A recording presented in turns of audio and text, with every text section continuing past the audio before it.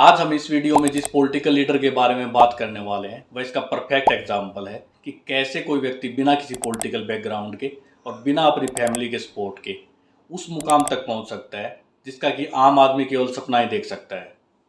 ये 3 बार बिहार विधानसभा में विधायक चुने गए, 6 साल तक बिहार विधानसभा में विपक्ष के नेता रहे और 6 साल तक बिहार विधान परिषद में विपक्ष के नेता रहे और लगभग 12 साल तक बिहार के डिप्टी सीएम और फाइनेंस मिनिस्टर रहे।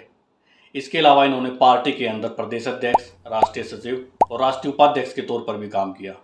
इनके बारे में कहा जाता है कि इन्हें अपनी काबिलियत से कम ही मिला क्योंकि ये भारत के वित्त मंत्री बनने की योग्यता रखते थे। ये जीएसटी एम्पावर्ड कमेटी के प्रमुख रहे और ये जीएसटी आदि आर्थिक विषयों पर लेख भी लिखते थे। वित्तीय मामलों पर इनकी समझ काफ़ी अच्छी थी। हम यहाँ पर बात कर रहे हैं सुशील कुमार मोदी की, जिनका अभी हाल ही में 13 मई 2024 को 72 वर्ष की आयु में कैंसर के कारण निधन हो गया।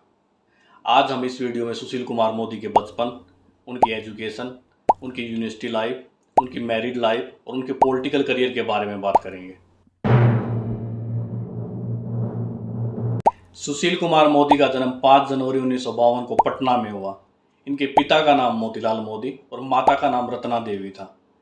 ये एक बनिया फैमिली से बिलोंग करते थे और इनका परिवार का रेडीमेड वस्त्रों का एक कारोबार था। इनकी फैमिली चाहती थी कि सुशील मोदी अपना कारोबार संभालें, लेकिन शायद किस्मत को कुछ और ही मंजूर था और सुशील मोदी ने अपने खुद के दम पर अपनी एक अलग पहचान बनाई।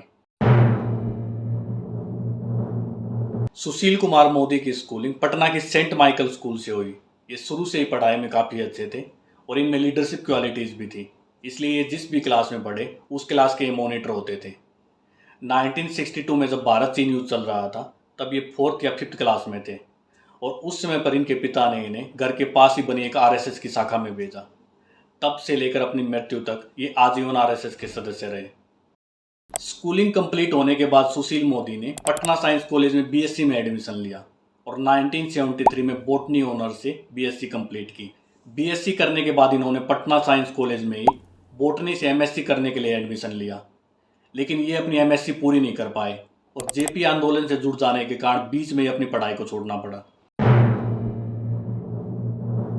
सुशील कुमार मोदी आरएसएस से जुड़े होने के कारण कभी भी शादी नहीं करना चाहते थे और वो पूरी लाइफ समाज और देश की सेवा करना चाहते थे। उनकी फैमिली भी उनके शादी ना करने के फैसले के कारण काफ़ी ज़्यादा परेशान रहती थी। बाद में सुशील कुमार मोदी एक इंटरव्यू में बताते हैं कि उन्होंने सोच रखा था कि अगर 35 साल की उम्र तक वो शादी नहीं कर पाते हैं तो फिर वो कभी भी शादी नहीं करेंगे। लेकिन एक बार जब सुशील कुमार मोदी एबीवीपी के मुंबई हेडक्वार्टर से ट्रेन से वापस आ रहे थे तब उस ट्रेन में मुंबई की रहने वाली एक टीचर जेसी जॉर्ज भी थी, जो कि किसी प्रोग्राम में भाग लेने के लिए कश्मीर जा रही थी। जेसी जॉर्ज मूल रूप से केरल की रहने वाली एक क्रिश्चियन थी। ट्रेन में इन दोनों की पहली मुलाकात होती है और उसके बाद धीरे धीरे वो प्यार में बदल जाती है। उसके कुछ समय बाद सुशील कुमार मोदी और जेसी जॉर्ज शादी करने का फैसला लेते हैं। फिर 13 अगस्त 1986 को पटना में इन दोनों की शादी होती है। यह एक सिंपल सा 50 मिनट का प्रोग्राम होता है जिसमें कि सिर्फ कोल्ड ड्रिंक और मिठाई सर्व की जाती है। इन दोनों की शादी में अटल बिहारी वाजपेयी, नानाजी देशमुख और कर्पूरी ठाकुर भी शामिल होते हैं। शादी में अटल बिहारी वाजपेयी सुशील कुमार मोदी को कहते हैं कि अब आप विद्यार्थी जीवन से निकलकर राजनीति में प्रवेश कीजिए। सुशील कुमार मोदी और जेसी जॉर्ज के 2 बेटे हैं, उत्कर्ष ताथगेट व अक्षय अमृतांशु। उत्कर्ष बेंगलोर से इंजीनियरिंग करने के बाद वहीं सेटल हो जाते हैं, जबकि अक्षय ने national law institute university Bhopal से लॉ की पढ़ाई की। सुशील कुमार मोदी में बचपन से ही लीडरशिप क्वालिटीज़ थी और यही रीज़न था कि वो जिस क्लास में भी पढ़े उस क्लास के वो मॉनिटर होते थे। सुशील कुमार मोदी के राजनीतिक जीवन को हम 3 चरणों में बांट कर देख सकते हैं। पहला चरण 1973 में जब वो यूनिवर्सिटी पॉलिटिक्स में एंटर करते हैं तब से लेकर 1990 में उनके एक्टिव पॉलिटिक्स में एंटर करने तक। दूसरा चरण 1990 से लेकर 2020 तक, जब इन 30 सालों में उन्होंने बिहार की राजनीति में केंद्रीय भूमिका निभाई।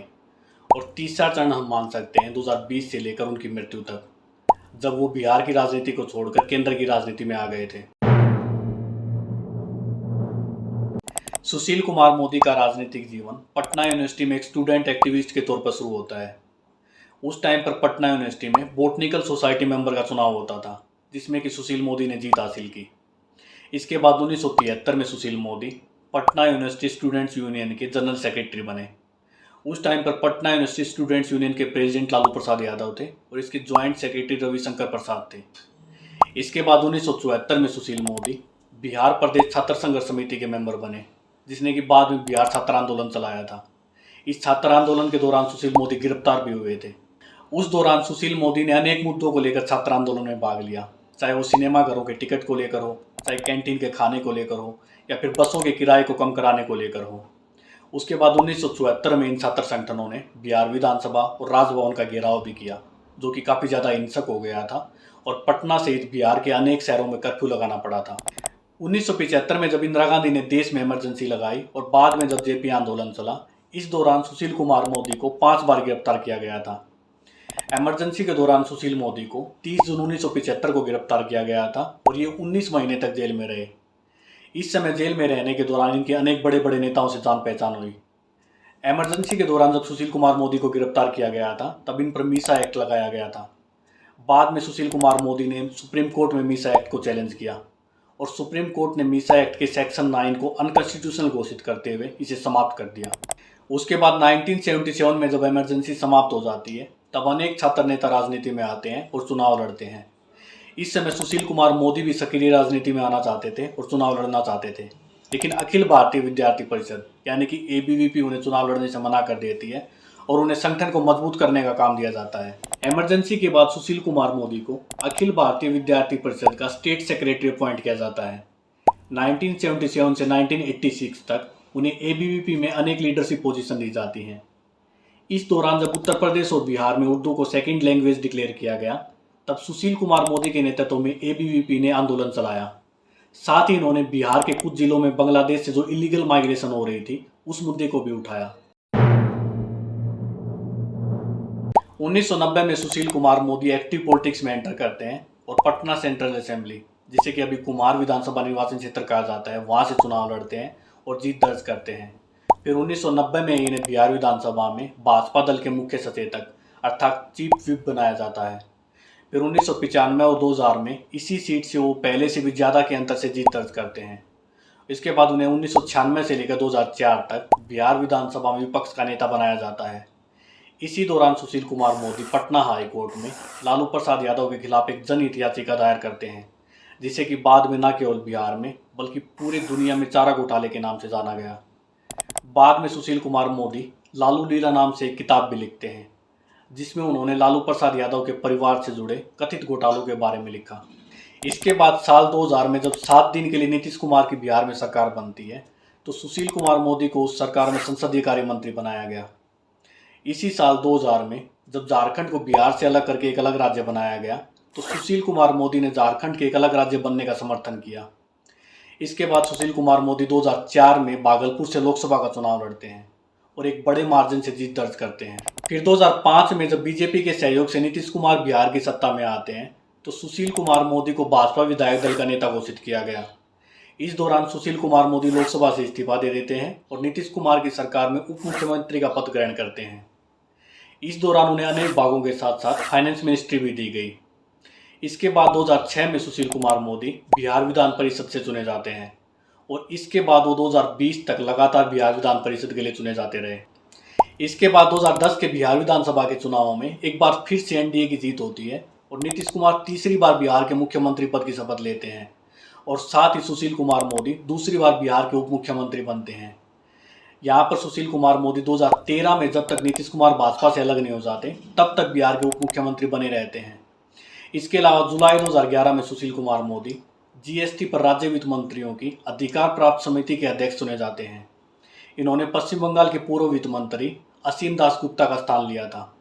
2013 में जब नीतीश कुमार भाजपा का साथ छोड़ देते हैं और आरजेडी व कांग्रेस की हेल्प से सरकार का निर्माण करते हैं, तब सुशील कुमार मोदी को बिहार विधान परिषद में विपक्ष का नेता बनाया जाता है।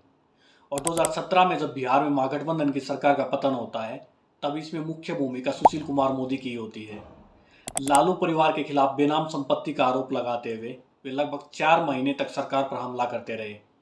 इसका परिणाम हुआ कि 2017 में जेडीयू महागठबंधन से अलग हो गया और बीजेपी के साथ मिलकर फिर से सरकार का निर्माण किया। इस सरकार में सुशील मोदी एक बार फिर से उप मुख्यमंत्री बनते हैं। इस बार वे 2017 से 2020 तक 3 साल तक उप मुख्यमंत्री के पद पर रहते हैं। जब 2020 में बिहार में एक बार फिर से एनडीए की सरकार बनती है, तो इस बार सुशील कुमार मोदी को बिहार का डिप्टी सीएम नहीं बनाया गया। बीजेपी के इस फैसले ने सबको चौंका दिया।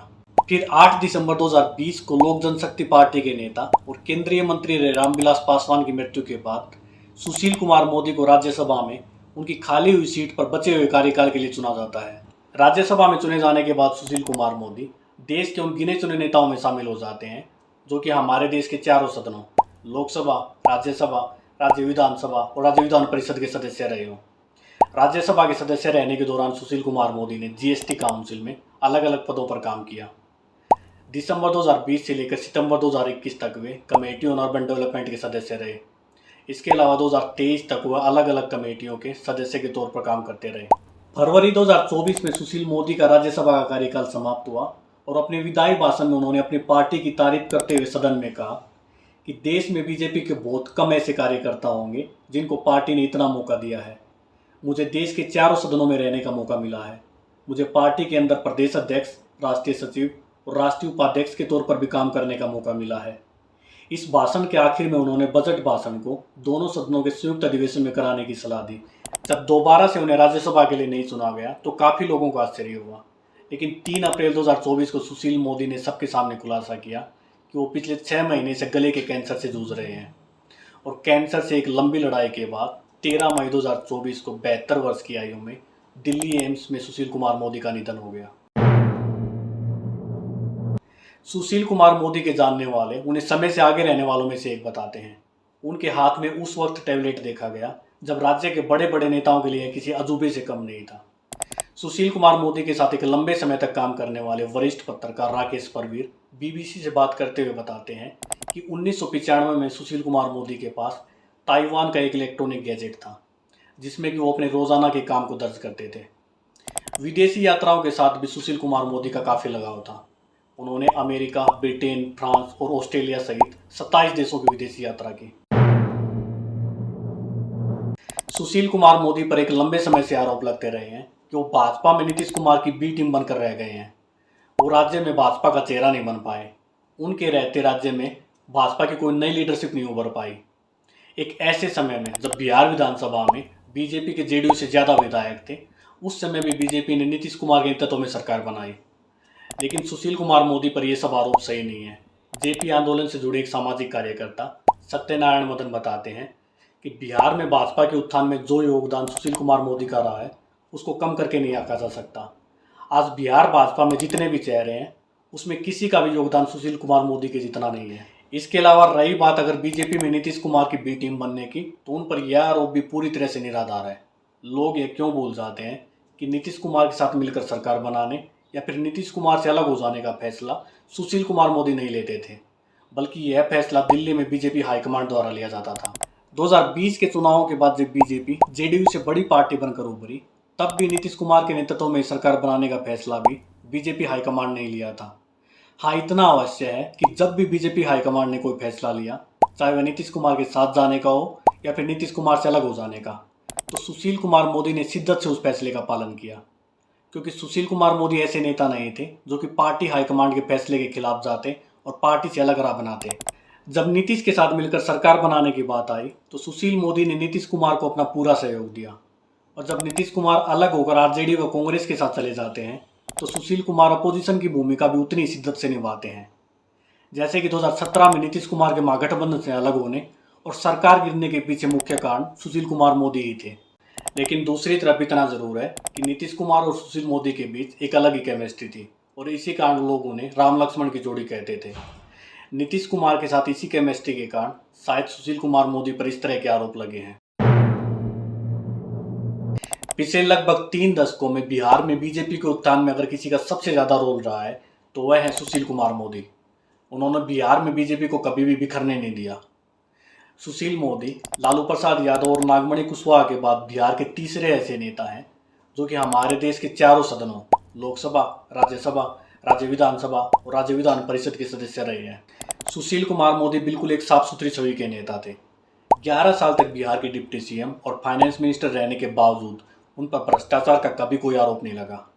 यहाँ तक कि जब नीतीश कुमार कोई नई योजना शुरू करते थे तो पत्रकार उनसे पूछते थे कि इसके लिए पैसा कहाँ से आएगा, तो नीतीश कुमार सुशील मोदी की तरफ इशारा करते हुए कहते थे कि मेरे पास भामाशाह हैं जो कि वित्त का इंतजाम कर लेंगे। बिहार में वित्त मंत्री के तौर पर उनकी सफलता आई थी कि उन्हें जुलाई 2011 में जीएसटी पर राज्य वित्त मंत्रियों की अधिकार प्राप्त समिति का अध्यक्ष चुना गया। राजनीति और वित्तीय मामलों पर उनकी गहरी समझ थी। जब हम सुशील कुमार मोदी के निजी या राजनीतिक जीवन पर नजर डालते हैं तो एक चीज जो हम सब उनसे सीख सकते हैं वह है अनुशासन या डिसिप्लिन। चाहे उनका निजी जीवन हो या फिर राजनीतिक जीवन, उनकी लाइफ में डिसिप्लिन हमेशा बना रहता था। वो एक एक मिनट का सदुपयोग करते थे। हम मानकर चल सकते हैं कि इस डिसिप्लिन ने उनकी सफलता में एक इम्पोर्टेंट रोल प्ले किया होगा। सुशील कुमार मोदी में एक और क्वालिटी थी जो कि आजकल के नेताओं में कमी देखने को मिलती है। सुशील मोदी अपनी पार्टी के प्रति बहुत ही वफादार थे। चाहे पार्टी का जो भी फैसला रहा हो, वो बड़ी शिद्दत के साथ उसका पालन करते थे और उन्होंने कभी भी पार्टी से अलग अपनी राह नहीं बनाई। उनका कैरेक्टर ही ऐसा था कि अगर उन्हें पार्टी में साइडलाइन भी कर दिया जाता तो भी वो पार्टी से अलग नहीं जाते। यह क्वालिटी और पार्टी के प्रति ऐसी वफादारी कुछ गिने चुने नेताओं में देखने को मिलती है। लेकिन दूसरी तरफ कुछ मामलों में सुशील कुमार मोदी रूढ़िवादी सोच भी रखते थे, जैसे कि वो सेम सेक्स मैरिज के अगेंस्ट में थे। उनका मानना था कि भारतीय सामाजिक व्यवस्था को तोड़ देगा। सुशील मोदी कहते थे कि ये लीगल प्रॉब्लम से अलग एक सामाजिक समस्या ज़्यादा है। लास्ट में अगर हम सुशील कुमार मोदी के राजनीतिक गुरु की बात करें तो भारतीय जनता पार्टी के सिद्धांतकार और संघ विचारक के एन गोविंदाचार्य सुशील मोदी के मेंटर थे।